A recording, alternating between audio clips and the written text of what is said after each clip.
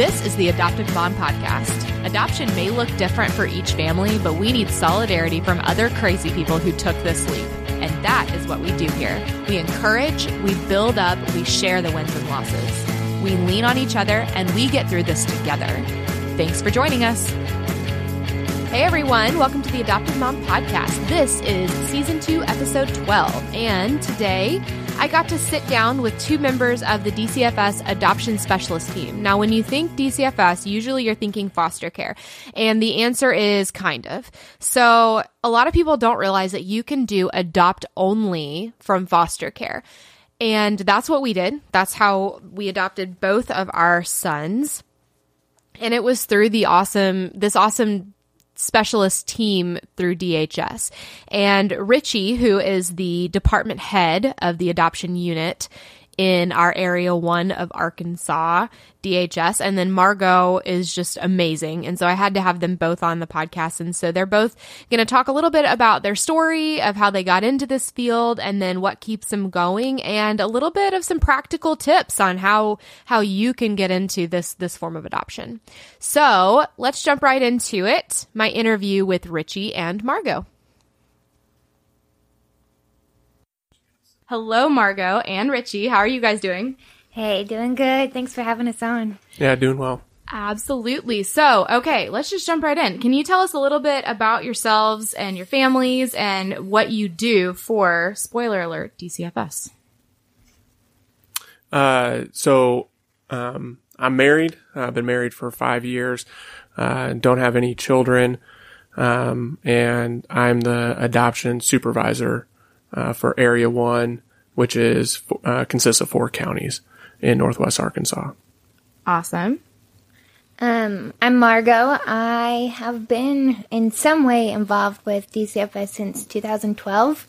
I was an intern for the department whenever I was getting my bachelor's in social work. Then I've been a caseworker.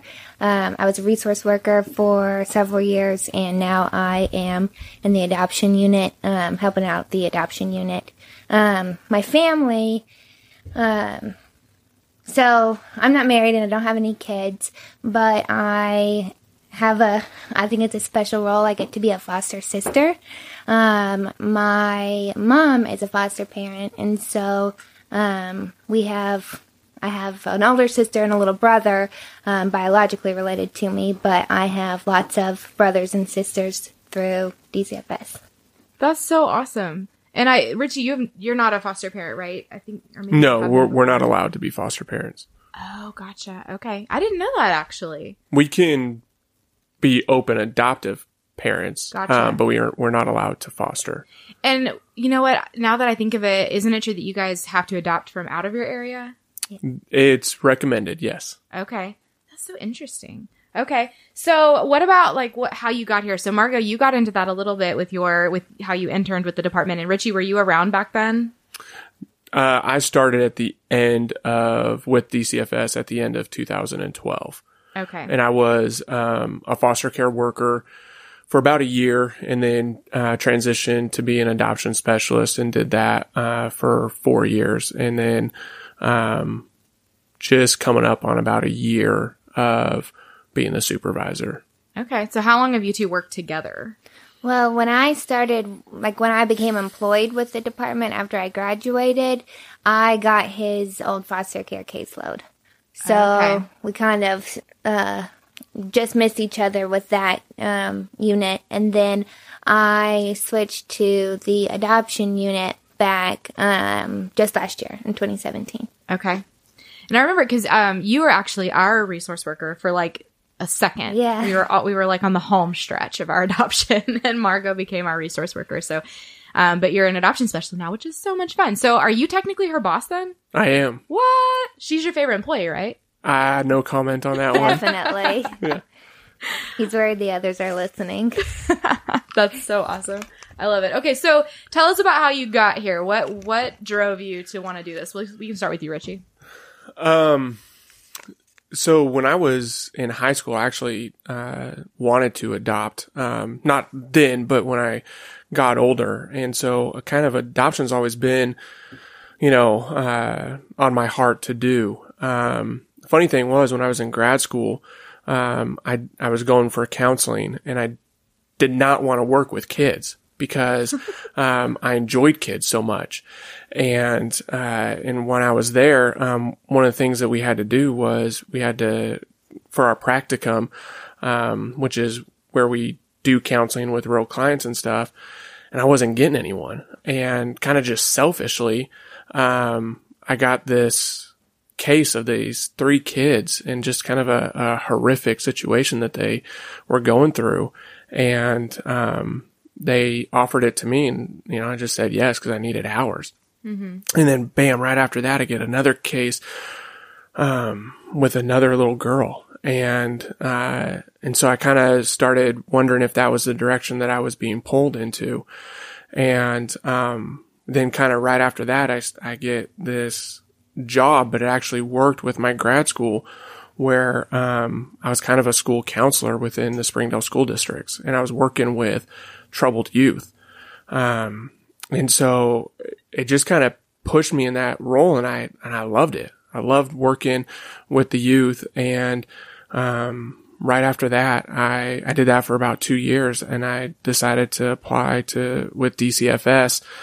And then, you know, I've already told you, it just kind of led me to being in adoptions, and I love it. I love being in adoptions. I love, reuniting families as in the sense of, for kids, giving them the chance to restore what family means. Yeah. And then also for just families in general, like the adoptive parents.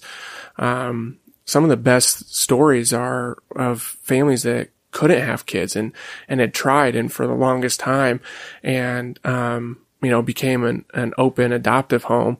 And even then still waited maybe 3 years, because they, you know, were pretty specific in the, right. Child that they wanted, and being able to give them that, and just kind of, you know, I guess sort of playing matchmaker, but, I don't know. They get pregnant. Yeah. It always happens. Yeah. Present. So that's kind of what, pushed me this way. And I love it. That's awesome. That's so fun. So you had not intentionally, like, you were not intending to go this way at all, and now you're like the boss, kind of. Yeah. That's pretty funny. Yeah. That's awesome. Okay, so what about you, Margot? So people kind of laugh at me when I tell them this, just because I don't have a very intimidating demeanor, I guess. But whenever I was getting my my degree in social work, I wanted to work in the prison system. Wow. And so when I was applying for my internship, I really, really wanted the internship at the women's prison. I didn't end up getting it. I ended up getting an internship with DCFS. And I was kind of... I was bummed that I didn't get the internship with the prison system, but I was excited about working with DHS because you get to work with so many different service providers through DHS, so it was a good experience. And then when doing that internship, I just loved it. It just made me so happy to be able to work with kids, to work with families. And then, so that's why I came to work for the department after graduating. But for the last, honestly, probably since I was a caseworker back in 2013, Richie and I have talked about, like, well, what if I came to adoptions? What if I was in the adoption unit?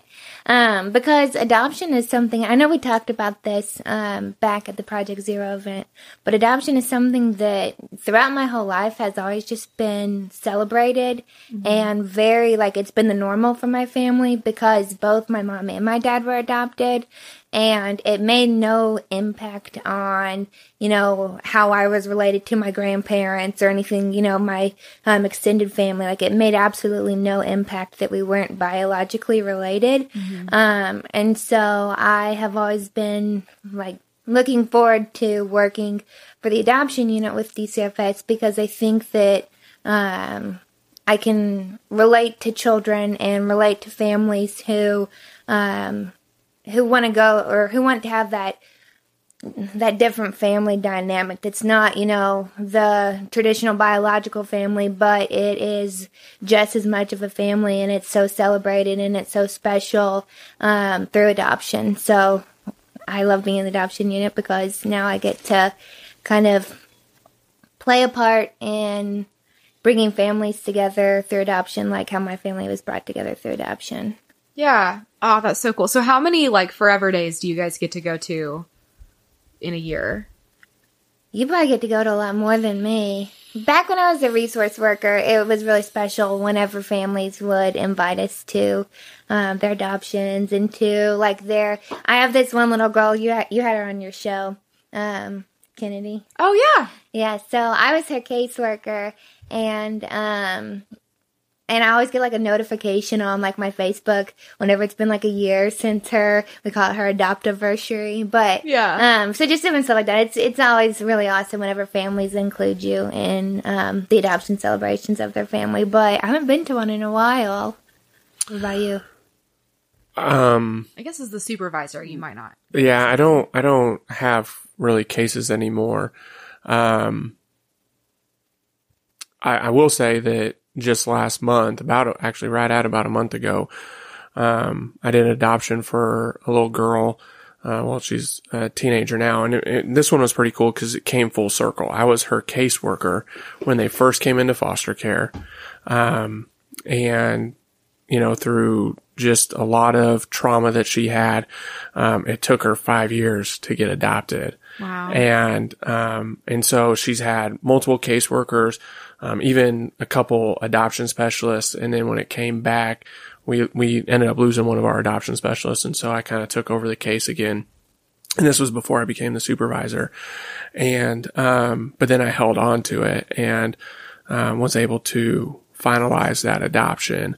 And so, that was, for me, that was pretty cool to be able to be that, see that turmoil on the front end and then see the restoration on the back end of it.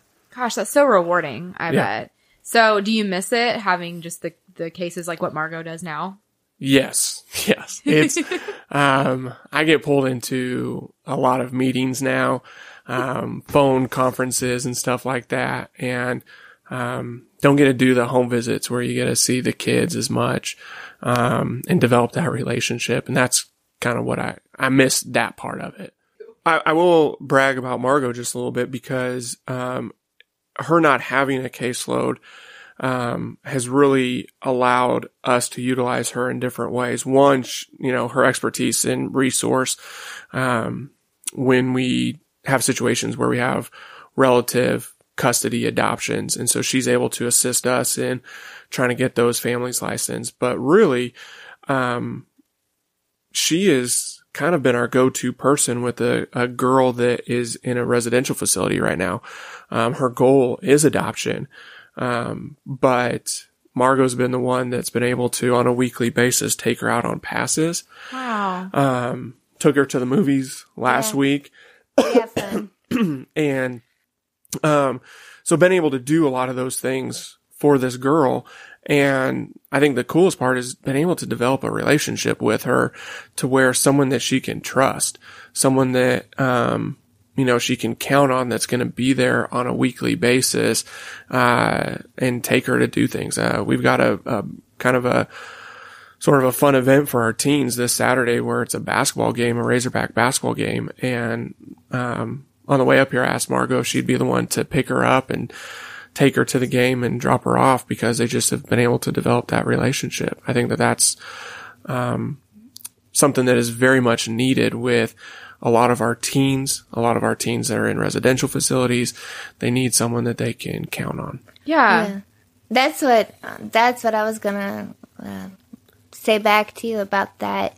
Is that I think that relationship with kids who are currently waiting to be adopted is something that is good for adoptive parents to know that the kids are longing for, or someone who may be considering adopting, to maybe they didn't realize that there are children who are older who can verbalize that they want a family and that they're longing for a human connection with somebody. Yeah. So while we're talking about teens, obviously, I'm assuming that those are your hardest to place, right, for adoption. Absolutely. Typically, yeah. So let's talk about that. Why? First of all, why do you think that is? And the obvious answer is just that they have a lot of trauma. But I mean, you guys have a really unique perception of this, and that you get to work with them, you get to know them, you are actively searching for the right family for them. So why do you think that it's hard on their side and on the family side? And how is that? I mean, I'm sure that that's also the most rewarding when you get to go to those adoptions or just be a part of them. Definitely. So tell us a little bit about that. I think that one is that people just maybe don't really realize that there are older youth who are in the foster care system who do want a family and who do want to be adopted. Because I think that typically when we automatically think of adoption, we think of, adoption in the traditional sense of adopting a newborn or an infant. Right. But I really love that you're doing this podcast, because I think that, not to get too personal with you about stuff, but I think that y'all's experience of having adopted an older youth as well kind of helps spread that message that there are older youth who, like I said, who long for a family and who want to be part of a family. But I think that a misconception of that maybe deters people from adopting an older youth is that they think that they're not going to get as much time having that person be their child. But I think that it's important to remember that when a child is your child, they are your child for their entire life. And even if you adopt a youth who is 17 years old, you're still their parent for the rest of their life. And so I think that maybe people just don't, I think that maybe people are intimidated to adopt an older youth because they don't think that they are going to get to play that parent role that they want to play. But that's definitely not the case. Yeah. Well, and maybe you guys could talk about it because, this is something that we didn't even know going into this, that especially with teens, parent is not going to look the same way for those teens as it does for younger kids. And that's okay. And that's something that I think that there's a lot of fear on adoptive parents' parts. And they're like, well, I'm not going to be able to nurture them. I'm not going to, have that bond with them. And I think that removing that stigma and saying that's okay. You can still be a home base for them. You can still, you will legally be their parent, but your relationship can just be what it is, and it can take an organic nature. And does that make sense? Definitely. You're kind of figuring it out together. It doesn't have to look like you're my son and I'm your parent, and it's going to look just like all the other stories you hear about, Right. I say this in a way that comes from a point of love, I hope. I don't want it to come across as rude or mean, but I think families want to go into adoption. They say that they want to adopt, which is totally just fine. But then adoption, once you get to that point, it's not about you as the parent. Mm-hmm. It's about the commitment that you make to a child lifelong. And I think that that's the biggest thing. That's the mind shift that needs to happen is when you adopt, it's not about, how it makes you feel, or because if that's the case, then yeah, you need to look at younger kids. But if you have the mindset that, man, I can give a child a home, and whether it be a younger kid or a teen, I can give that child a home. I can give it everything that it needs, basic needs, a roof, food. I can give it trust. Now the child may not trust you for a while, and that's just part of their trauma that they've dealt with. Mm-hmm. But being able to give them their basic needs and allow them to have the opportunity to flourish is what's vital. And I feel like sometimes families miss that. Mm-hmm. And that's why they are scared to adopt teenagers. They want that for themselves. They want that connection. They want that I'm your mom, I'm your dad, right, versus, you know what? I am your mom and your dad legally, but if you don't call me mom and you don't call me dad, I may just be Richie to you, and that's okay. Yeah. that is okay because I'm giving that child at least a fighting chance in life. Well, and I think that on the episode with Amy Butler, we talked about Maslow's hierarchy of needs, and that was one of the big things. And when I first heard that, it gave me so much grace as an adoptive mom because, like you said, Clark has never called me mom, and that's okay. I have never felt, like I was going without in that sense. That was always okay. And hearing that from Amy, just that is love, providing those basic needs and giving him that chance, giving him food and shelter and all of those things, that is showing him love, even though, having other kids and knowing what that love feels like versus what, the love for Clark feels like, having someone tell me they're both okay was so grace-giving to me. And it completely validated our decision to adopt teens. And so that's always what I tell people too, is, you should definitely do it and give yourself some grace while you're at it.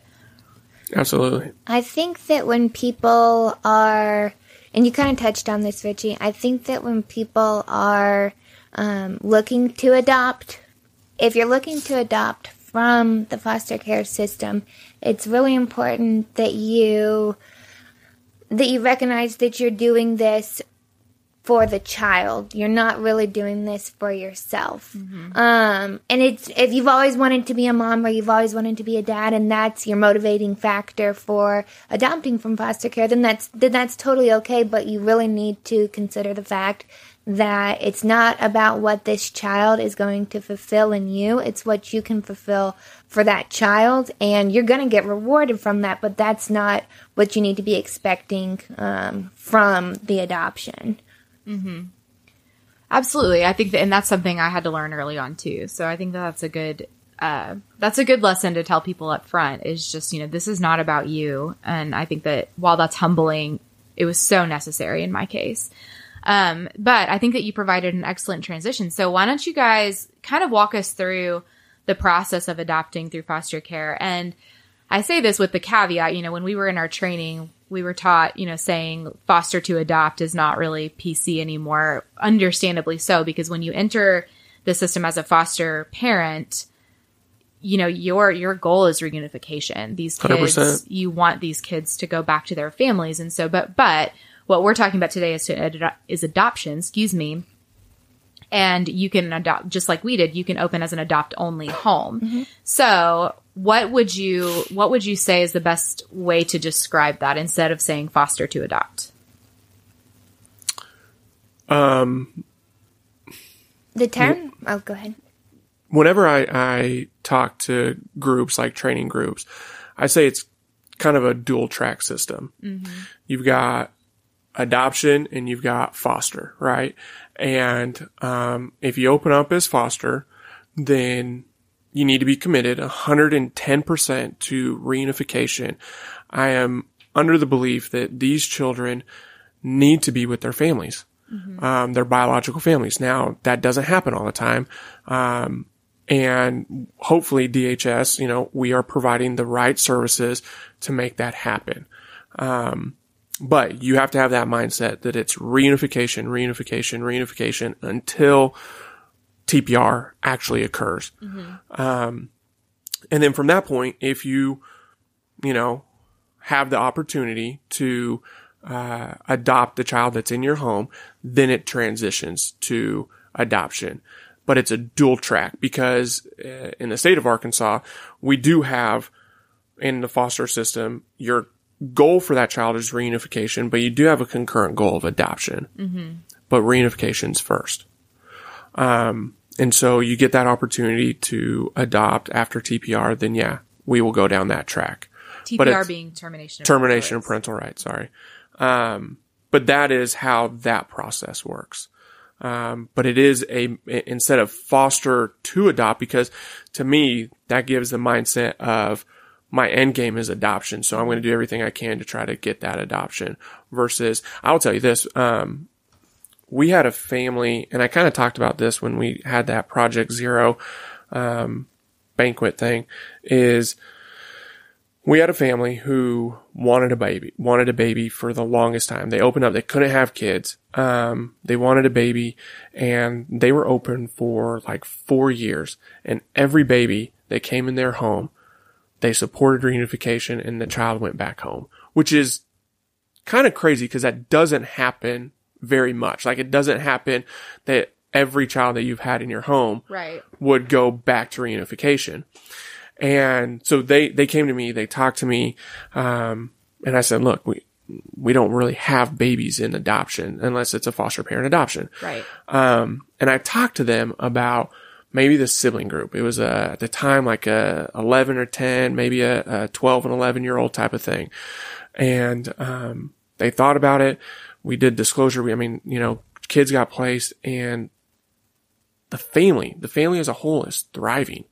They're doing great. And it was awesome just to see them change their mindset of what they wanted as a family and getting the right kids in the home.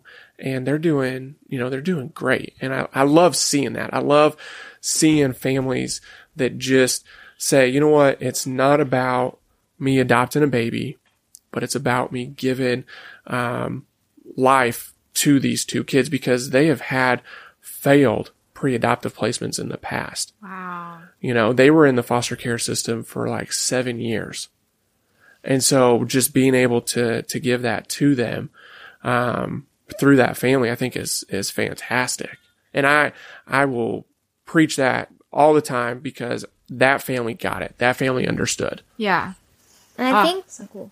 I think we see that a lot, or not a lot, but I think that we see that sometimes with our foster parents and our adopt-only parents. Both, I think with both of them, we see that they come into this wanting a younger child, but then once the reality of the needs of, older youth, 6 and older, are brought to their attention, then I think that it's really beautiful whenever there's kind of that mindset change, and then they realize, I didn't consider that before, but I can give a home to a 14-year-old or to a 9-year-old or whatever, that maybe wasn't their that wasn't their initial, choice or age range or whatever. I think that's really cool when that happens. I think, were you asking about what the terminology is? Yeah, I was just saying, what's the best thing to say? Because instead of saying foster to adopt, but if you are, I think that a lot of people go into this not knowing that you can open as an adopt-only home. That you don't, and that's, we've never been an open foster home.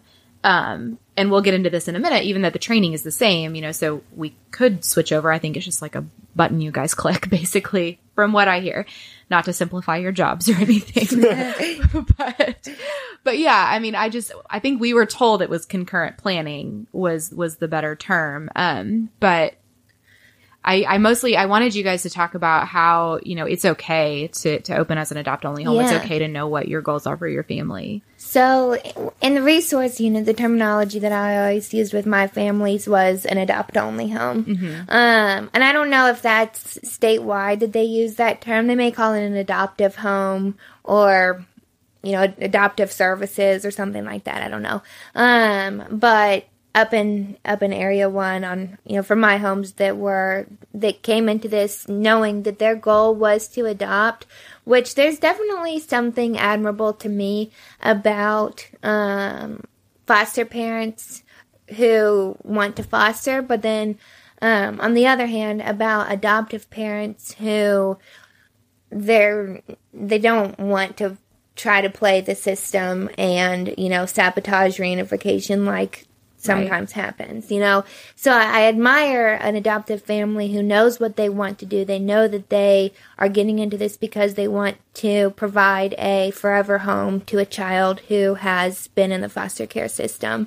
And so, yeah, I'm glad that you are somebody who has had a broad range of experiences with adopting through the foster care system, because I think that you're totally right that people don't realize that you don't have to foster in order to adopt from the foster care system, because that's the number one thing whenever people find out that I work for the foster care system. Oh, I can never do that. Yeah. I'll get too attached. Well, if you want to adopt, then here you go. Like, you can get attached. They're yours forever if you, go through that route with the adopt-only services. So the technical term is actually non-foster resource home.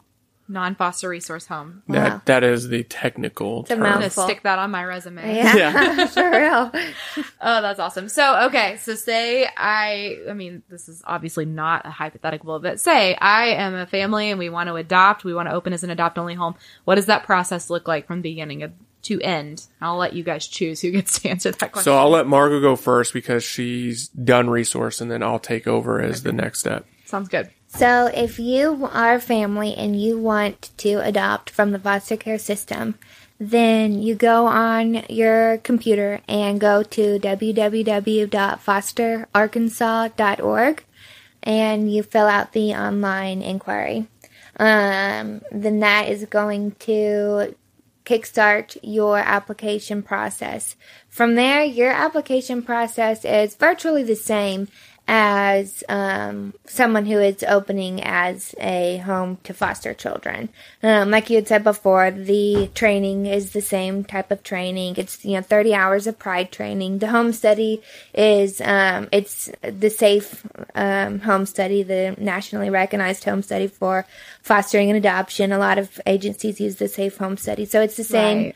Same home study, just the focus is going to be more toward what your adoptive preferences are as opposed to your foster preferences. But virtually the process is the same.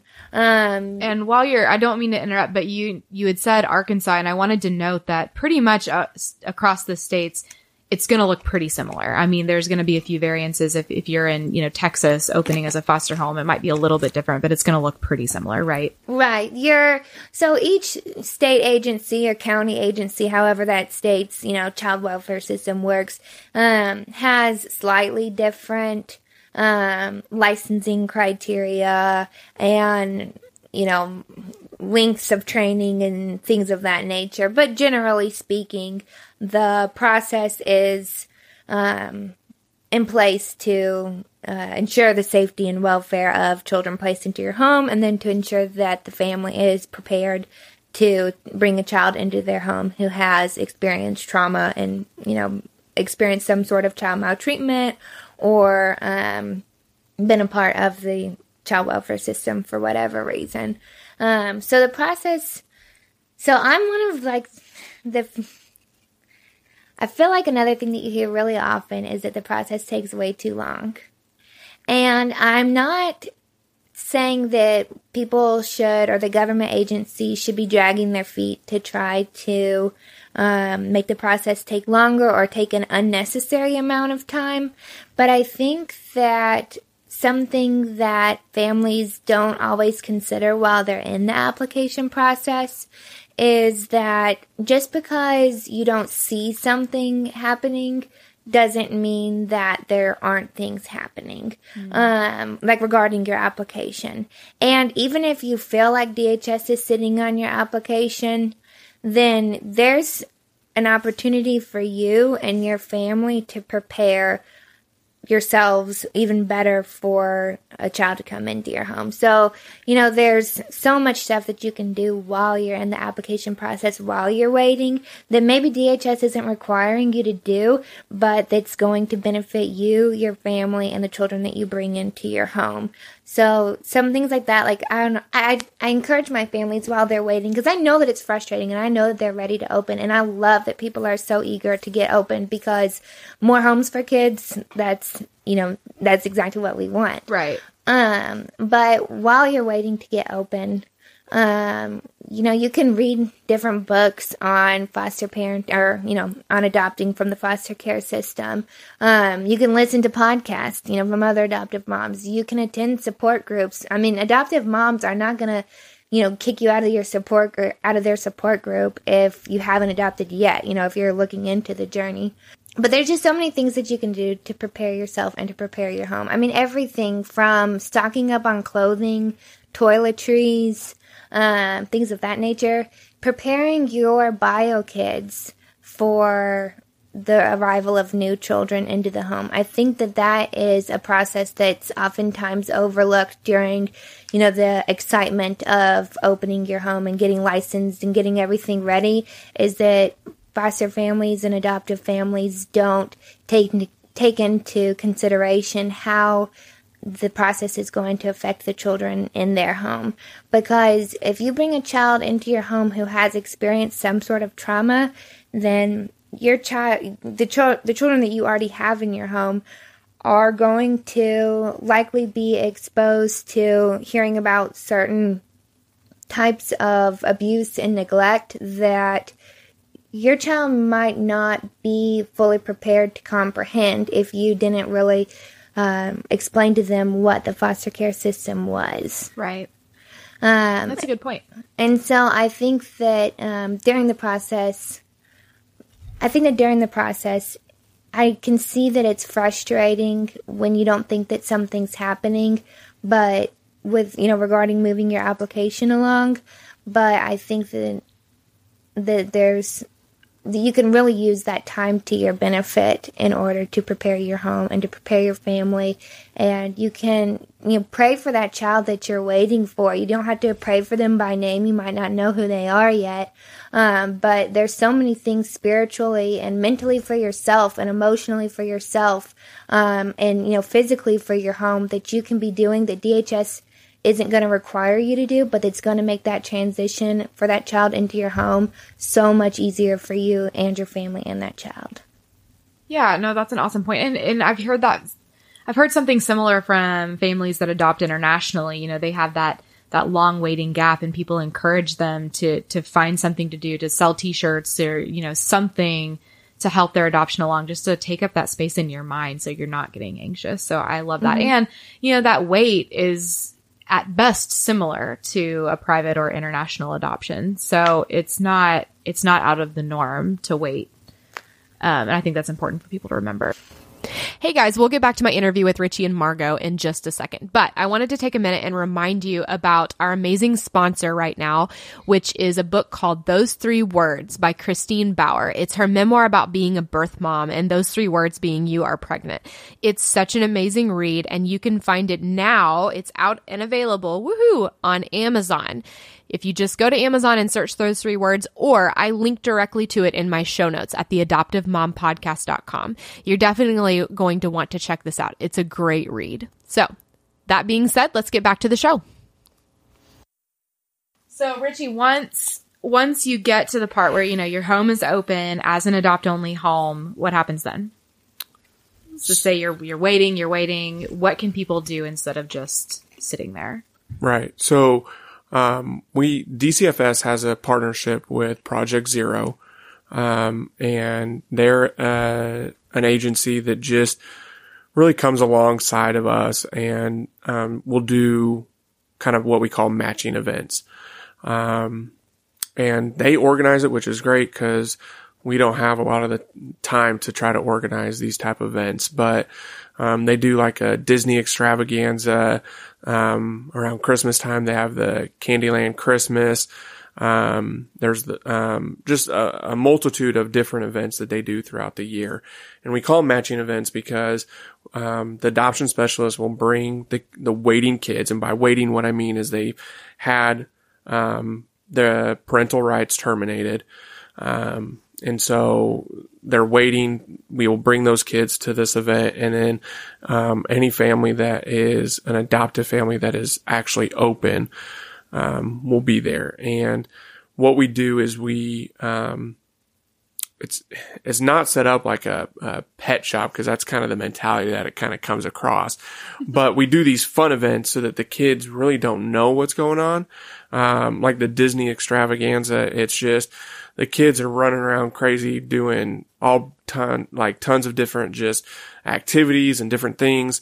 And, our families are there to just kind of chaperone, interact with them, do different things like that. And so, that's a big one that the families can really participate in. Other than that, kind of the other processes that we have is where the adoption specialist will do what we call a matching list. And so we we put in this computer system, the behavioral characteristics of the child, medical conditions, things like that. And then it will cross-reference with, non-foster resource homes. If we're going to be technical, and but only if you were my resource home. But it'll cross-reference with what their preferences are, and then it gives the adoption specialist a list of names and phone numbers, and really that's kind of it. And so we will call through those and try to see if, it doesn't tell us if a family is already adopted, if they're in the process, or what.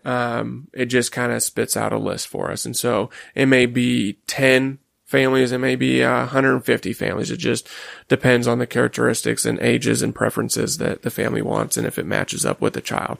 And so we will call through that list and try to find the most appropriate, best fit family for a child. And so that's kind of not really something that the families can do.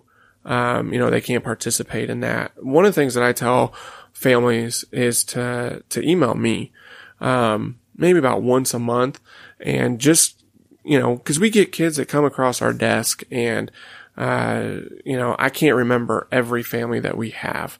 But if I get an email about once a month from them and just says, hey, this is who we are, this is kind of what we're looking for, this is what our makeup of our family is, then it kind of helps me, because when I'm supervising my staff, I will be like, okay, wait a minute, this kid might fit in this family. Or tell us what staffing is. So once a week, I have supervision with my staff, and we go over cases. And so not every single case, we break it up accordingly throughout the month. And so, but once a month, we are supervising each and every case. Mm-hmm. And so that's where I can be like, okay, so, this family wants a sibling group of 3, all, over the age of 6, let's say. And, I may have a employee that just got a case, and they're talking to me about it. I'm like, hold on, this family, I just remembered getting an email from them yesterday, and I can maybe try to match them up. Great. And I can tell that adoption specialist to call that family. That's so awesome. And that's what I was wondering. I mean, I knew that we had talked about staffing before, and you can have staffing like what you're talking about, and then there's staffing for each kid where, you have counselors and foster parents and whoever else. So, I'm trying to change that. I'm calling it supervision now, because that's what I'm doing. I'm supervising my adoption specialist and making sure that we are having active efforts in every case and trying to find an adoptive family. That's so cool. I mean, just that everyone's working together for one cause, which is finding a family for these kids. Absolutely. That's so great. So I think I interrupted you there, but you were talking about the process. And so when you're matching these kids, they can also look at the Heart Gallery, either through Project Zero or... It's actually all run by Project Zero now. Oh, gotcha. Okay. So we just have one Heart Gallery, and it's through Project Zero. Okay. And if you're in another state, I think that they probably have these types of things in other states as well, right? Where through the DCFS. Yes, they should. I think each state has some type of connection website type of thing or organization that they work with. Right. And a lot of times you can reach out to adoption specialists individually that way, and then they can check on your family. So there are ways that we can actively be looking at these kids and be trying to just work work the situation from our end too. Absolutely. Yeah. Can I say something about that? Yeah. So a lot of the times we have families who see a picture of a child on the Project Zero page, or, at a Heart Gallery event where Project Zero has the posters up of the children who are currently waiting for an adoptive home. Sometimes when a family wants to inquire about a child that they see on the Heart Gallery, they do end up getting that child placed in their home, and they ended up adopting that child.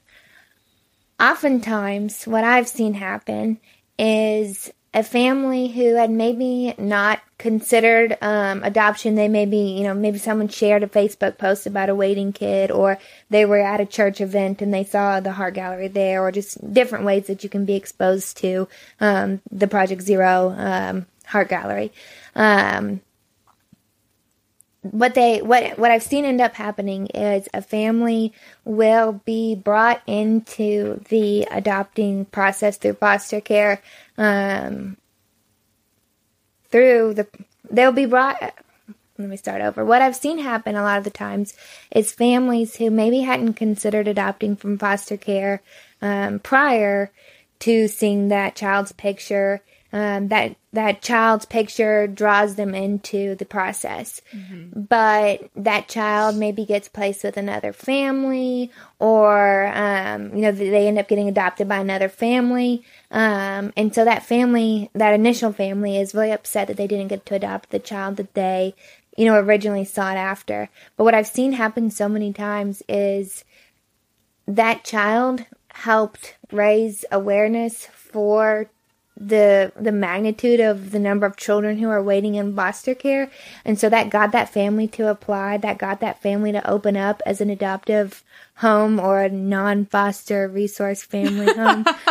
And that ended up bringing that family to the child that they do end up adopting. Yeah. Well, and that's our story. That's that we got into it when we did because of two boys that ended up being adopted by other people. And then our son, Clark, was actually not on the Heart Gallery, but his roommate at the group home was, and we were seeking after him. And it's just kind of cool how that totally happens over and over and over again. Yes. And I think that it's so important to just be flexible with how the system can run that way. Mm-hmm. It's not intentional for it to run that way, but it does, and it works, So I think that's really cool that a child can bring a family into the process and lead a family to the child that they end up adopting. So yeah, that's super cool. And I think that it depends on which county you're in, but obviously once that child is placed in your home, there's a 6-month period that's mandatory. Minimum. Yes, minimum. Right. I never want to. So, there's sometimes kids that need more than 6 months. Mm-hmm. Both of ours are more than 6 months. Okay. And I think that's key. I'm not looking to push a kid on a family, mm-hmm. right? I know my adoption specialists are not like that. Like, we want to give true quality service to the families. And so if a family needs a little bit more time, I may even suggest that the family have a little bit more time to work out just some maybe emotional or behavioral issues within the home. And so we've done it after 8 months. We've done it after 10 months. I did an adoption that I was the actual worker on, and I was in the home for over a year just providing services, and was able to finally get that kid feeling like they were in a stable place and we could actually go ahead and finalize the adoption. Well, and honestly, just coming from, I'm the type of person that I hit the ground running until I hit a wall. And that's just my personality. So I need people to keep me grounded. I need someone to tell me, like, put the brakes on a little bit, because, and I say that, because I'm thankful, our adoption specialists, both of them, I was so impatient and I wanted the adoption to be done like tomorrow, mm-hmm. the next day. And they were like, no, we're going to go at obviously the minimum pace, mm-hmm. but also just a healthy pace. And I was so thankful for that in the end, just that everyone had time, because if you were doing adoptions the day after you got a kid, then I feel like, to be frank, there would be a lot of failed adoptions. Yeah. Right.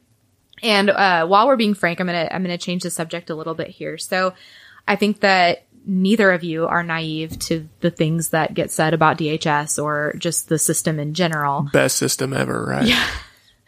Quickest, most efficient. Perfect. Well-oiled machine. Yeah. But, I have to say, from the standpoint, we've talked about Project Zero, which is, it's specific to Arkansas, and then there's another nonprofit that's specific to Arkansas called The Call. And we have talked about that a lot on the podcast. There might be similar systems in other states, but specifically in Arkansas, I mean, the A in The Call is Arkansas. So pretty specific there, but those were the two nonprofits that were our experience when we first got into this. You know, we didn't know much about DCFS except for the stereotypes and what we had heard and the negativity and how slow things were and blah, blah, blah. But what I was absolutely amazed with is that both of those, The Call and Project Zero, always supported you guys. Always. And I mean, obviously there's going to be things that they don't like. There's going to be things that happen that nobody likes, but I absolutely loved how much they were in you guys' corner, and they were supportive, and they were saying these people are rock stars. And I think that was my first experience in looking at you guys with a different light. And I specifically wanted you guys to be on this episode, just because I think that you guys are exemplary in this situation. We've had nothing but good experiences with both of you. And I want to say that that's rare, but I don't think it is anymore. And I wanted you guys to talk about that a little bit. You know, how do you guys strive to overcome those stereotypes aside from just doing your jobs, which is what you do?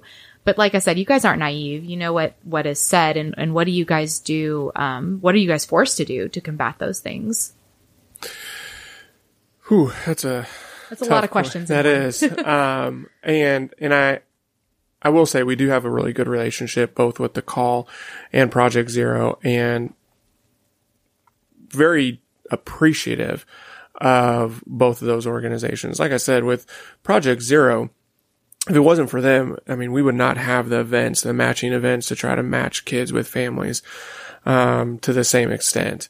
And then, you know, I've worked with The Call since I was in the foster care unit, and just have always had a good relationship with them. And, you know, Ann Maythaler, I consider her a friend in the sense that if, you know, had an issue with a foster family, maybe there was miscommunication on my part, I could reach out to her, and she's always been supportive and tried to, you know, even be like a mediator and just help out. As far as your other question is just how do we deal with just all the stuff that we deal with DCFS? It's difficult. DCFS is a hard job. I think adoptions is, and I'm going to be just a little prejudiced to my own experience, but I think adoptions is one of the better units. It is kind of like having two caseloads, because we've got to do all the stuff that a foster care worker would do. We've got all those primary responsibilities, but in adoptions, we've got double the amount of paperwork that we have to do to try to get adoption finalized. I remember at one point I had over 90 kids on my caseload. Goodness. And, you know, for myself, I always, and this is what I know about my adoption specialist as well, is that we don't look at that number. It's not a matter of, can we get that number lowered? Does it cause stress to have that many? Absolutely. Because, you know, this kid needs new placement, or this kid needs something, or, you know, something like that. But it was always about the quality. Can we get a child in the right family, support that family, and then do an adoption so that that child never has to know what the foster care system's ever like again? And, that is what I've always strived to do. And I know that my adoption specialist, cause I haven't really had to train them. They came in with that type of heart. Mm-hmm. And so, you know, I trained them on what to do in adoptions, but they've always been thinking about, like, putting themselves in the kid's shoe. Like, how can we make this work? What's the best way we can do this? And I feel like when we have that mindset, it's still a stressful. I mean, we still have terrible days, really, really hard days, but it reminds us that we are doing this not for ourselves. we're doing this. Kind of like with our foster families or our adoptive families. It's not about us. It's about these kids. How can we get these kids, to have permanency, to have, a family that won't back out on them? You know what I mean? Yeah. And so, that's the way that I've always dealt with it. And that's the way that I know my adoption specialists deal with it too. And I want to point out a couple of things because, you were saying that you put it's not about you and that's how you think of it. And I think that a nice side effect, if not your original intention, is family retention. Did I say I meant if not your original intention is family retention? And I say that, like I said, Margot worked with our family specifically for just a month. I'm being serious. It was just a month. We've actually never worked directly with you in our adoption experience, but both of you have fought for our family, which was an out of area. It wasn't even in your area adoption. And that wasn't for your caseload. That wasn't for you guys. It wasn't for your numbers. It wasn't for any of that. It was because it was the right thing to do. And that's amazing. So, where does your heart have to be where that is just your goal no matter what? That's awesome. Well, thank you. That is what we want to do. We want to be, of support to our kids and to our families. We also have to provide post-adoption services. And that's even for, families that have adopted privately. And so we always want to be of service to them, to the families, to try to keep kids within their families and that they don't come back into foster care. Yeah. That's amazing. So what's your take on all of that, Margot?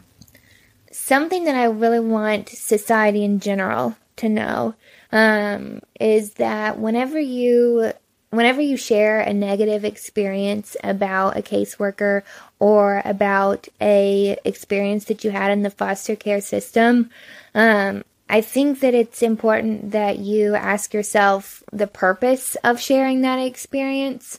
And I think that it's fine to go to your friends and family and, your support system for support and encouragement and to vent. That's all very important and that's all healthy. But a lot of the time, something that we see is families who are upset with the decision that DHS made, so they bash DHS. Mm-hmm. What ends up happening when a family bashes DHS publicly and says, how the foster care system wronged them and didn't let them adopt the kids they wanted to adopt, or they denied them for no reason, or, whatever their complaint is that when you publicly say those things in such a negative way about the system, you're deterring people from wanting to become foster parents and adoptive parents. And at the end of the day, that makes our job harder, but that's not really what matters. At the end of the day, what you're doing is you are creating less homes for children in the foster care system. Absolutely. And that seems really contradictory to, your whole reason for wanting to, that seems really contradictory to your motive for being upset that you couldn't adopt. Mm-hmm. And so I think that if you are upset about a situation, then definitely go through the proper channels, get support from your friends, vent about it, but don't lie on social media about the reason that you were denied or whatever happened, because we see that and we don't comment back on people's posts. Anytime the news or anybody shares a story about how we need foster homes, it's inevitable that people comment and say, oh, well, they wronged me because they denied me for no reason.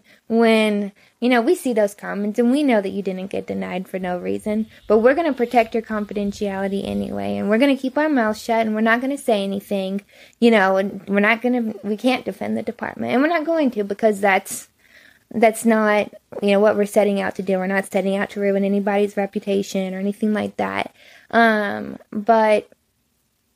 But I just think that it's important that you consider that the people that you're doing harm to are the children who are just looking for a home. So when you for those kids that are going to be sitting up at the office overnight because there's not a foster home or a foster bed for them to go to. Right. And I mean, like, yeah, that's an inconvenience for a DHS worker that has to stay there overnight, but that is life ruining for a child who's having to stay there overnight. So I just think that that's important that families really consider that before you publicly, declare your problem with everything that DHS did wrong and every way that we wronged you. Yeah. But I think that your heart behind that answer really speaks volume for just your character, and I know that you would have said the same thing, Richie. But I think that I don't know, just hearing you guys talk and hearing you guys be so child focused and minded is just I feel very honored to hear you guys talk about this. So thank you guys for your hearts, and thank you for all the hard work that you do, because, oh my gosh, I would not want that job. So you guys are awesome. So Richie, do you have, like, at last count, how many kids in this area were post TPR available for adoption waiting? 70 to 100 that are waiting kids that we are actively recruiting adoptive homes for.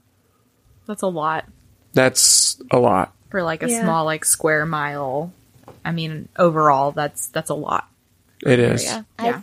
I think something that has always been really amazing to see, though, is no matter how high the caseloads are, no matter how many waiting children there are, I have seen every single one of my coworkers in the adoption unit celebrate for each victory. I've seen you can have 100 kids that you are, looking to find a home for, that you're recruiting a home for, and they still get so excited, and their day is made over getting that one child into their forever home. Yeah. And so I think that's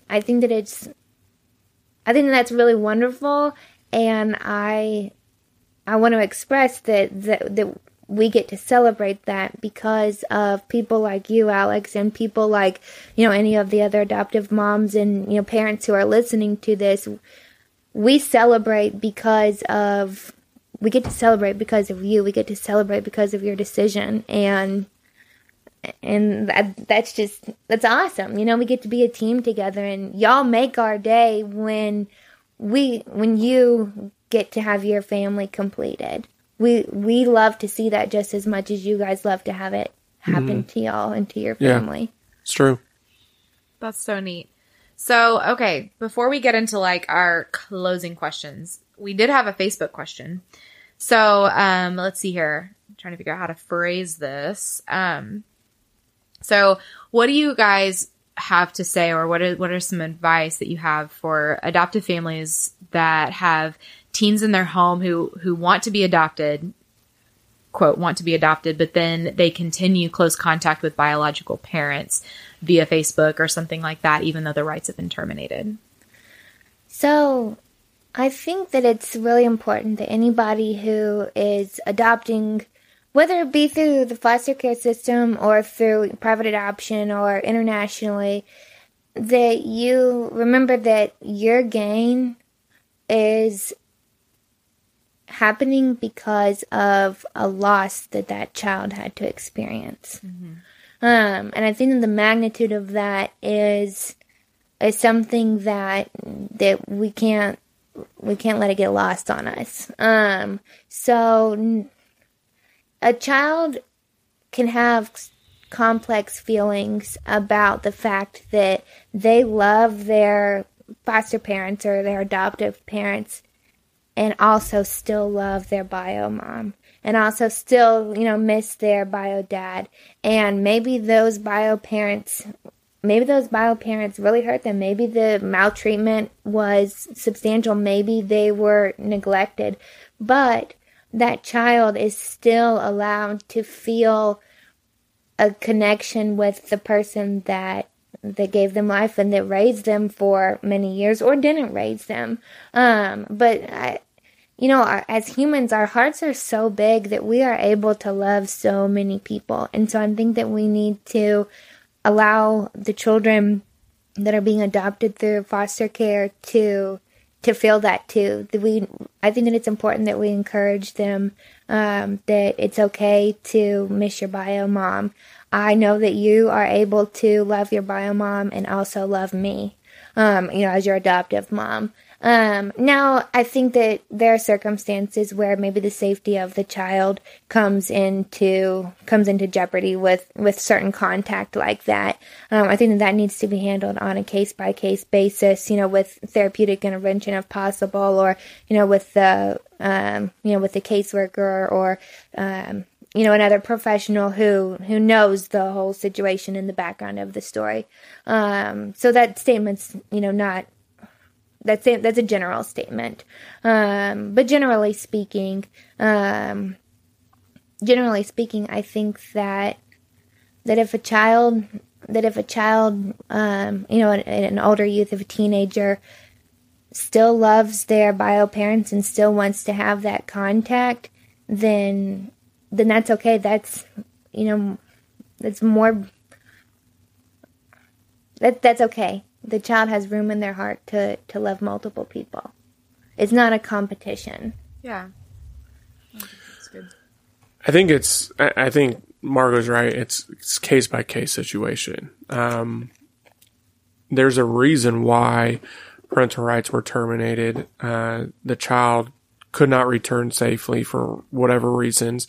The safety factors that brought the child into care were not remedied. And so, you got to be careful. I think that organized contact would be the more appropriate way. Maybe that's through letters.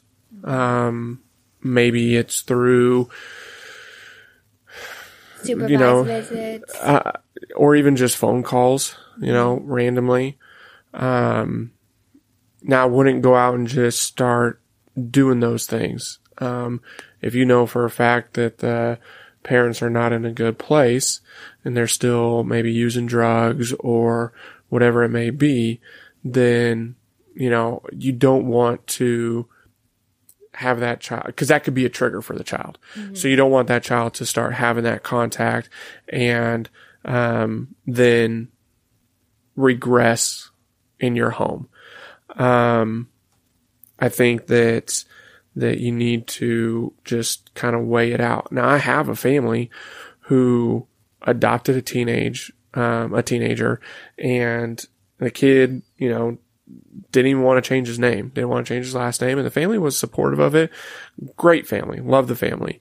And mom is still having contact with the son.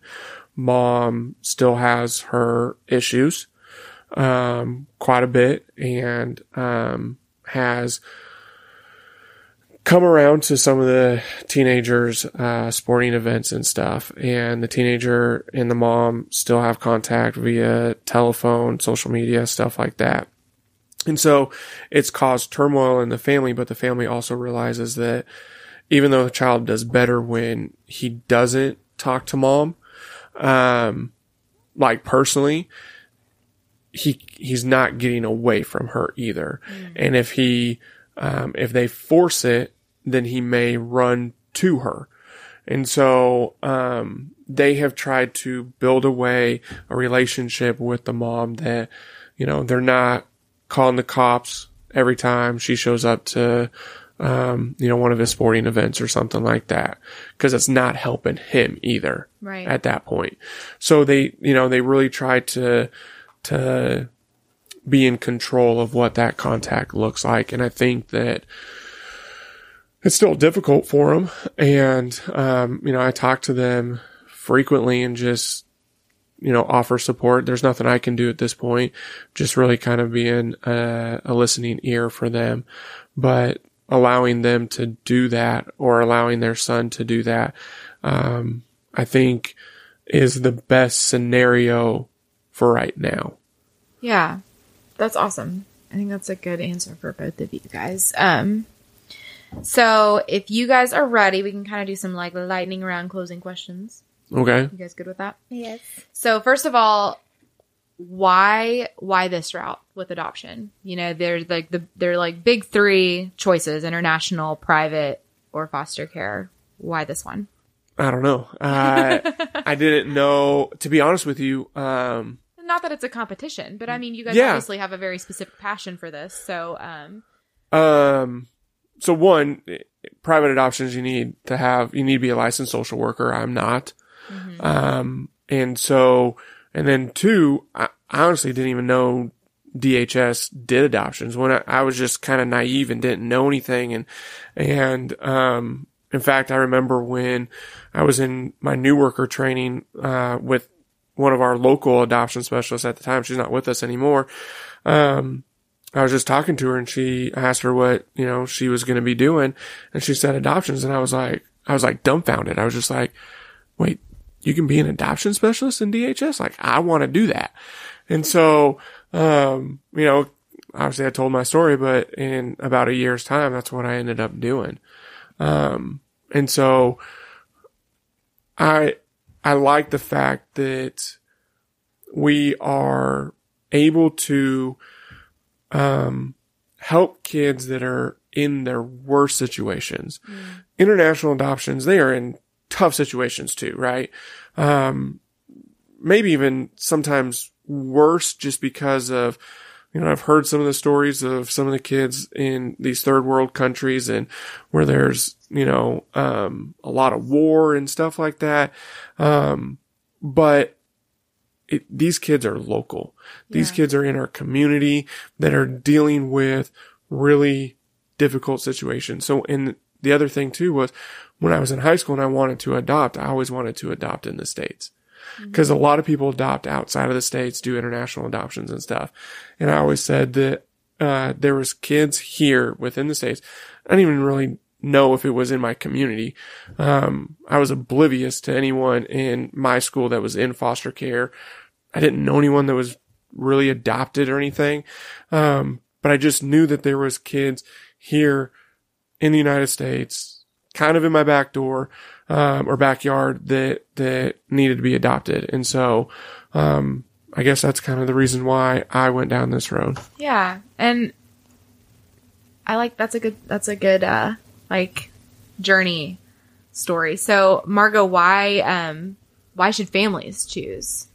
I think that whether you adopt through, a private agency or you adopt through the foster care system or you adopt internationally or, no matter how you adopt, I don't think that there's a wrong way to go with it. I think for me personally, the reason that it's so important to adopt from the foster care system kind of goes along with what Richie was saying, that it's a need that you can ignore that need, but once you know that need exists right here in your own community, you can no longer ignore it. Once you're aware that there are kids who are going to school with your kids that are, moving from foster home to foster home, or who don't have, maybe they're going back to a group home at the end of the day, or, maybe they're at they're missing from school for a while because they've been in and out of residential treatment facilities because of, the trauma that sometimes comes about with the experiences in the foster care system. Once you realize that those are all kids that look like your kids, those are all kids who go to your church, who go to your kids' school, who are in your communities, you can't ignore that anymore. Yeah. And so I think that once you know about, once you know how great that need is in your own community, it's our responsibility as humans to help each other and to step up and be there for the children in our community. And I really always say that community support is key to breaking the cycle. And so I think that if you have the ability to play that role for a child, that you have the ability to to help break the cycle there, to help end a cycle of, generations of abuse and neglect and children in and out of the system. If you feel that you have that calling and you have that strength, that you can be somebody to give that child stability where they might not have ever had it before, then go for it. Then we want you, So I think that once you know, you can't ignore it. Yeah. Well, and on a completely practical sense, I mean, obviously international adoptions and private adoptions can get pretty expensive, and adopting through foster care is free. So yeah, it is. Definitely. That's a pretty exciting thing too. So definitely. That's a big aspect of it as well that I think people don't realize is, earlier I was talking about how whenever the news, different news stations share stories of adopting through foster care, another, top comment that we inevitably see is people saying, oh, well, if they didn't make it so expensive. and again, you'll never see me comment back on anything, but in my head, I'm thinking, no, if you adopt through foster care, you don't have to pay. I mean, you need to buy your own fire extinguisher and, different things like that to meet licensing standards. Right. But, and you need to be able to, provide that child with clothing, and you need to be able to, provide for that child's basic needs. But generally speaking, there's not that, $40,000 or whatever, upfront fee that you would have to pay with if you went other routes in adopting. Right. There's no legal fees or anything like that. Correct. No, we subsidize those. Yeah. Yeah, DHS pays the attorney. Like everything goes through the juvenile court system, and it's at no cost. The adoption is at no cost to the adoptive family. You don't have to pay for your home study, which home studies can be like $1,500. None of that. Yeah. We cover all that. Well, and you guys, they even reimburse for your CPR training. I mean, come on. True. Okay, so what do each of you wish that someone had told you at the beginning of this journey of working at DCFS? So I'm going to, if it's okay with you, kind of elaborate on that to say that something that I wish people told me at the beginning that I also think applies to adoptive parents at the beginning of their journey. Yeah, go for it, man. So no matter how educated you are in trauma or child needs or social work or welfare or anything of that nature, or no matter how knowledgeable you are about parenting, no matter how prepared that you feel that you are, your mental health is still something that you have to take into consideration. And so I wish that I would have realized, I wish that I would have realized at the beginning of, coming to work for DCFS is that when you have a role of, being a family service worker or an adoption specialist or an adoptive parent, you are expected to give a lot of yourself emotionally to somebody who needs that. Mm-hmm. And I think that when you're caught up in the hustle and bustle of giving yourself emotionally so hard to these kids so often, that you might not take your mental health into consideration to the extent that you need to. And so I think that there's kind of a thought that, oh, well, I'm the family service worker, or I'm the adoption specialist, or oh, I'm the adoptive parent. I didn't go through the trauma. The child is the one who experienced this, this trauma. They're the ones that need the therapy. But in order to be able to give yourself to that child for long term, you have to be mentally healthy in yourself. So I encourage anybody who is thinking about working in this field or thinking about being an adoptive parent or anything involving working with this population, that there's no shame in going to counseling. There's no shame in seeking resources for your own mental health. In fact, you are not going to be able to perform to the best of your ability if you act like your mental health is some rock solid thing that can't be shattered. Because when you're when you're crying with these children, when you are holding these children, when these children are, yelling at you and telling you that they hate you, or, when you're having to, pick that child up from visitation and watch them break down, all of those things will impact your mental health. Mm-hmm. So in order to be the best, most stable advocate for that child that you can be, you have to take care of you. I mean, we've all heard the phrase, you can't pour from an empty cup. And I think that is just so true. And I think that anybody who's involved with this population owes it to themselves and owes it to the children that they're serving to be able to be as stable as possible. Yeah, I love that answer. And that's something I wish I had known early on too, is I waited over a year before I got into counseling. And now that's like my mantra. I've said it on this podcast before. If you're an adoptive mom, foster mom, any of that, you need to be in counseling. Like, no excuses. Yes. And no, I agree. Even if it's just because you go and you can vent to somebody that's not, your husband, or that's not your best friend, like just to vent to somebody, or just to be able to have somebody tell you, hey, you're doing a good job, or hey, I see you working hard, that maybe isn't as personally invested in the situation as your support system typically would be, that can be such a relief. That can take such a heavy weight off of you. Counseling, or if you need to be on an antidepressant or something in that, anything that helps promote your emotional well-being and your mental health is worth considering, and it's worth doing. Yeah. Talk to a doctor about it. True. Definitely. So what about you, Richie? What do you wish someone had told you at the beginning of this DCFS journey? The emphasis on keeping siblings together. Specifically, I had this case where I had two siblings, and they were each in different homes. And, I look back and I didn't fight to try to get them adopted together or get them placed together.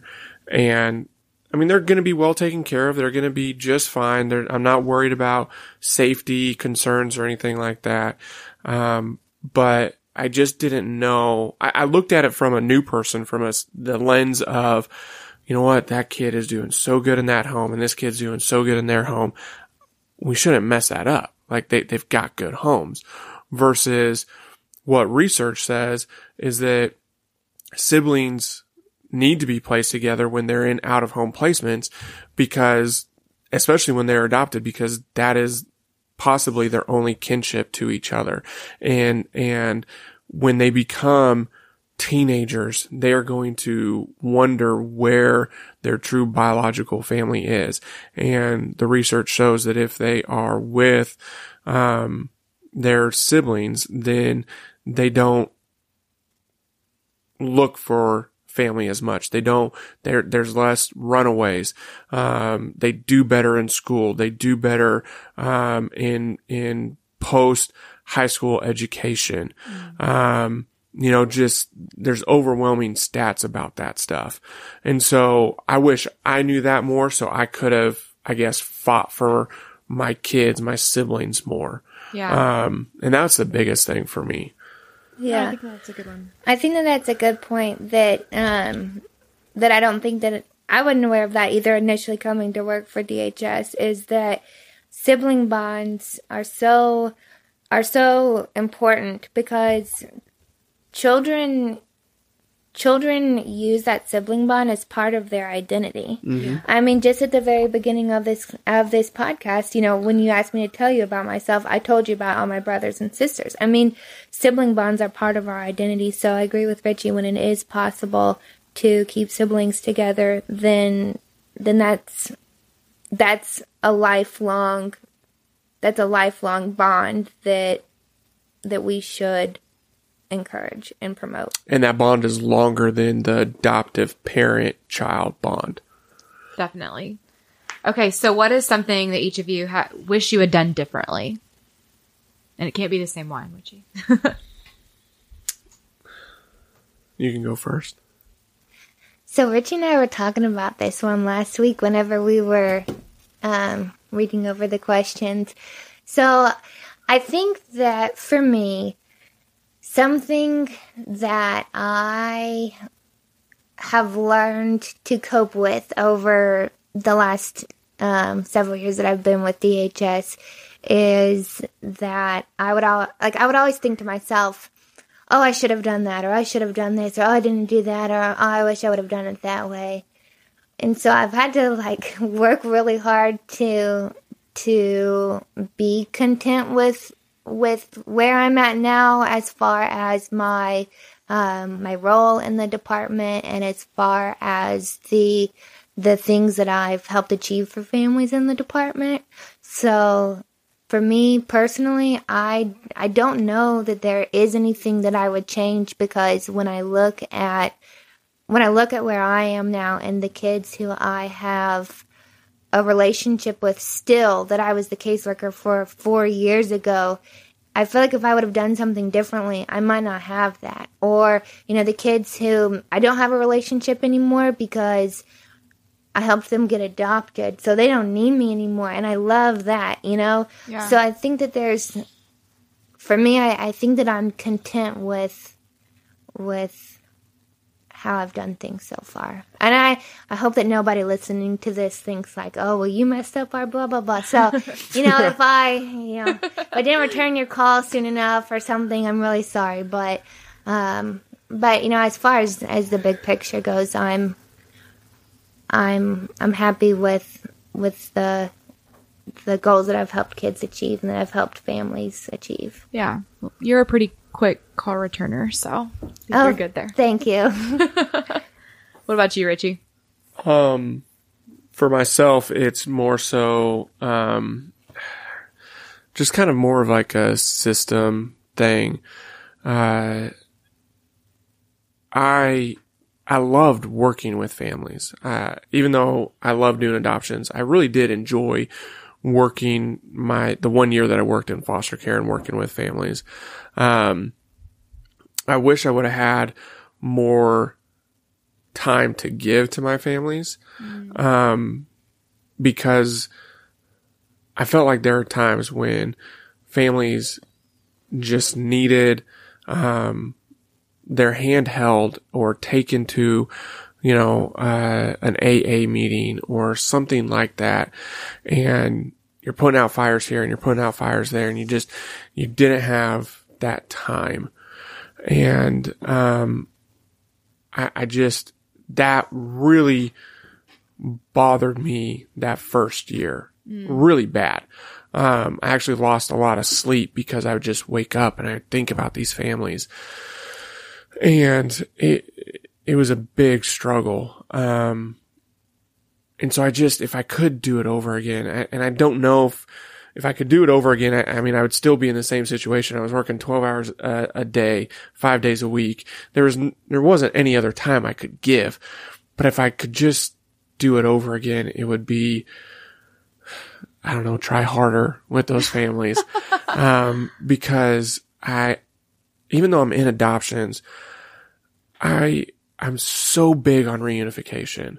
Mm-hmm. I would love to see our caseloads in adoption go down, not because that means that we don't have anything to do and it's less stress for us, but because that means that we are able to reunify families. And I want that. I want that so badly for our kids, because that's what they need. They need, if there's no safety factors, they need to be with their biological families. And so I just wish that I could have, I don't know, done better, tried harder, done something to get those kids back with their biological families. Gotcha. Yeah, absolutely. I think that's a side that a lot of us adoptive families don't see very often. So it's a good perspective. Okay, so what do you wish that people understood or better understood about what you guys do? I wish that people understood that we don't we as individual workers aren't just making up different rules to make the families, whether that be the biological families or the adoptive families or the foster families, we're not just making up rules to make their experience with DHS difficult. We have to abide by policy. We have to abide by the law. We have to abide by licensing standards that sometimes do place us in certain ethical dilemmas and put us in tough situations where we have to make tough choices. But I think that it would be really beneficial if people could understand that we do care and that we make our decisions, like I said, based off of policy, but also based off of, research-based practice and based off of, education and based off of hundreds and hundreds of hours of continuing education that we receive, through working with DHS. And so I think that it would be really nice if families could recognize that we know that this is an emotional situation a lot of the time, but we can't just make decisions strictly based off of emotion. We have to make rational decisions that abide by policy, that abide by the law, that promote the long-term well-being of children and families. Yeah, I like that. That's good. That's a good thing to remember for anyone who's ever been frustrated with DCF or DHS in general. What about you? So, for adoption specialists, the hardest part of our job is finding the right family for a child. Mm-hmm. And in doing that, we have to read a lot of home studies, and we know our kids, but we don't know the families. And so I would want families to realize that just because you were not selected for a specific child that you saw on Project Zero, or that we called you about because you were on a matching list, or that you went to a matching event and got to know this kid a little bit. It's not because of you that you weren't selected. It's because we're trying to find the best fit family for this child. And so it could be something. Some kids need to be the youngest kid in the home, right? Some kids need to be the oldest. Excuse me. And so there's different things that are in play. I will tell you the times that my adoption specialists, including myself, we get the most emotional is when we have placed a kid or a sibling group into a family and it didn't work out. It didn't finalize. Luckily, we put a lot of parameters in place to try to not have that happen. But there are times when it does. And it is the most heart-wrenching to see a child who the family has told them that they're going to be in that home forever. And that is why we have a 6-month trial period. We understand that. But our goal is that by doing disclosure and doing, pre-adoptive visits and all this stuff, that we can really make sure that once a child is placed in that home, that family, and that child will follow through to adoption. And when it doesn't, and that kid is crying their eyes out because it's another failed, parent figure in their life, that has failed them, that won't commit to them. You can just see the hurt and, just the pain that they are dealing with and how they just lose trust in adults. And it's heartbreaking. Yeah. It is so heartbreaking. I've had a kid that was in a home for a year and it didn't work out. he's got a lot of issues. And so I don't blame, I don't always want to say that I'm blaming the families, cause I understand, but from the standpoint of the child, man, it weighs on I you. cried. Yeah, I cried, and, I know my adoption specialists have all dealt with it, and it is so hard. And so that's why it is the hardest part of our job, is to try to find that right family. Mm-hmm. We may have 5 families, excuse me, that, are all good on paper, and we may meet them and, go out, do a home visit with them just to see, and they're all still great. And we try to find what is best. Mm-hmm. And it's so difficult. It is so, so difficult. And so if a family isn't selected, it's not anything against them. It's just, we are trying to find the best fit, the best match that we can for the family and for the child. And man, it's hard. It is really, really difficult. And I mean, as an adoptive parent, hindsight on that, looking back on all of the kids that we didn't end up adopting, those were frustrating. We wanted it so badly to work out, but now looking back, that was the best decision. And like I said, hindsight, it's easy to trust you guys. And so I think that for those of you listening, hear him when he says that he means it. And even though it doesn't feel like that, even though it's frustrating and you just want something to happen, it's the truth. Those decisions are made for a reason. So what I mean by this, when I say in what ways can your department help adoptive families, Richie, you said something earlier about, that's part of your job is post-adoptive services. So in what ways what are those post-adoptive services? How can you help people who have already adopted, and are maybe drowning, maybe just need a little help here and there? So if a child has subsidy, and it might be Medicaid subsidy where they get to keep their Medicaid till age 18, one of the easiest ones is there's always going to be a glitch within the Medicaid system where their Medicaid may turn off. And the funny thing is it always happens like on a weekend, late at night when you need to get a medication and you're at the pharmacy and the pharmacist says, I'm sorry, that child doesn't have Medicaid anymore, right? Instead of calling Medicaid and cause, we understand it can take a long time to get, someone that can respond and whatnot. If you just email your adoption specialist, email me, we can, send that off to Little Rock and usually get it fixed within a day. That's kind of the simplest one. Some of the other ones, if you need a counselor, we can kind of point you in the right direction of a counselor. For things that are more serious, like, an acute mental health behavioral stay, then, we can kind of point you in that direction. If you need subacute for your child, which is, more long-term, anywhere from maybe 6 to 10 months, we know the facilities across the state that handle specific situations, specific behaviors. If it's sexual, if it's aggressive, if it's, kind of like RAD situations, reactive attachment disorder situations, we know those facilities that can help out with those or specialize in those. And so we can kind of point the family in those directions.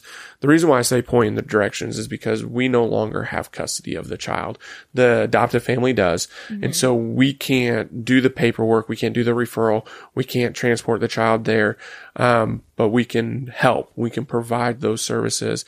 One of the other things that we can do is schedule an, interdivisional staffing, which is done in Little Rock. It's done in, central office, and it has kind of all the big wigs within different divisions. That's why it's called interdivisional, but different divisions within DHS. So usually our mental health director for DCFS is there.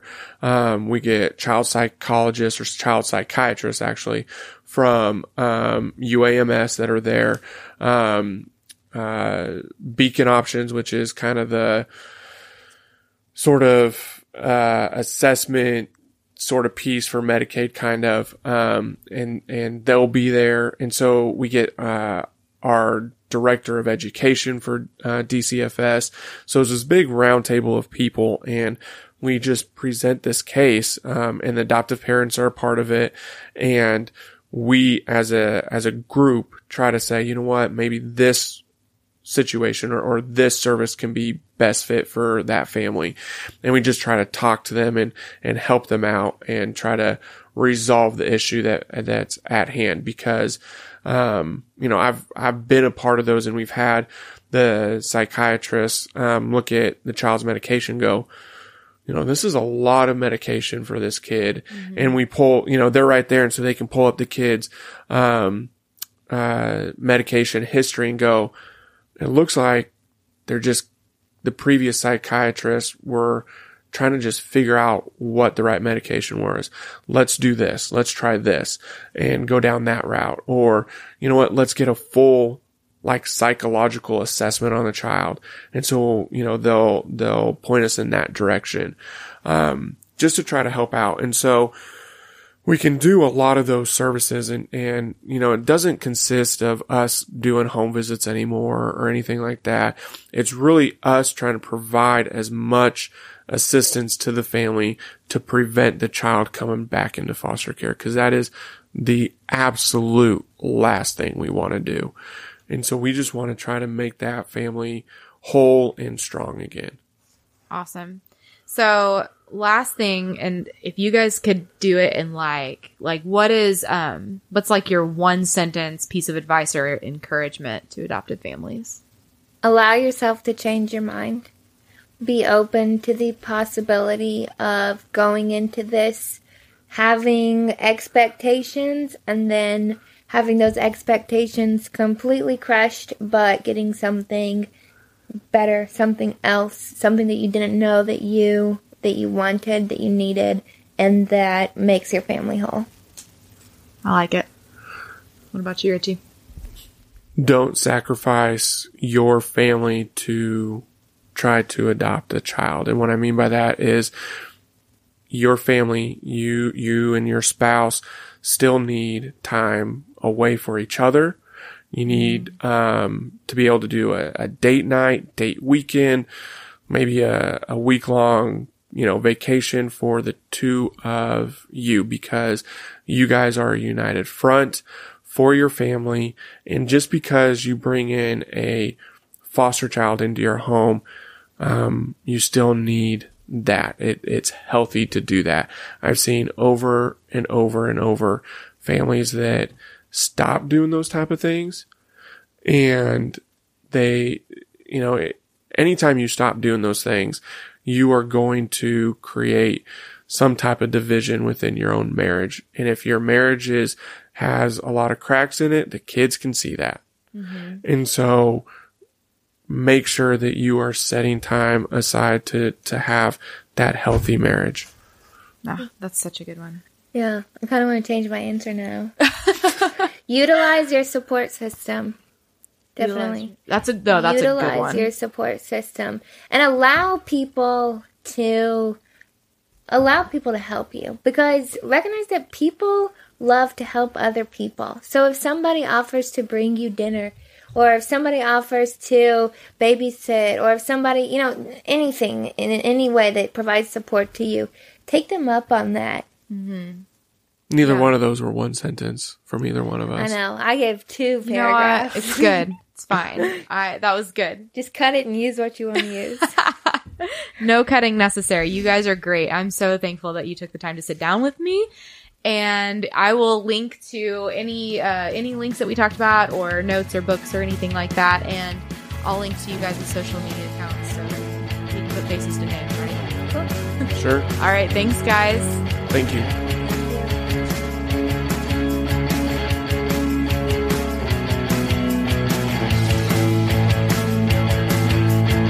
Thank you for listening to the Adoptive Mom Podcast. I know this stuff is hard, and I hope you found encouragement here. Remember, you are enough, and you're doing a great job. God wants to be at the center of this journey, and He is big enough to redeem all of our mistakes. Don't forget to check out show notes and other resources at theadoptivemompodcast.com. Thanks again for listening.